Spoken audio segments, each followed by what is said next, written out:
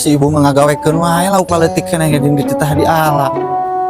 Mana atuh darek goreng mah. Kumaha lauk laletik kieu geura. Wewe, RW keur Weh, bawa otoy ibu majikan geura ditah ngalalauk lauk laletik keneh yang ngagoreng lauk geura. Gusti mana di bah otoy? Didik neangan aku ngasukan teh jeung RW. Oh pan keur dititah digawe tadi isuk-isuk di ditu dipila.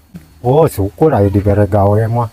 Heeh dititah digawe ngomean itu nu bara rocor ku pamajikan teh ya cenah ai lila mah dituntut we bah akong teh ah. We.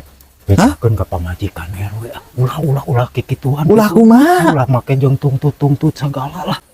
We jeung nyaho dititah dituntut da karunya atuh mah pamajikan teh. Ulah we karunya kitu-kitu ge saya sabikeun we kumaha abdi kan nyari ieu ngomongan mah. Nah, we jeung diomongan. Rek dituntut gitu.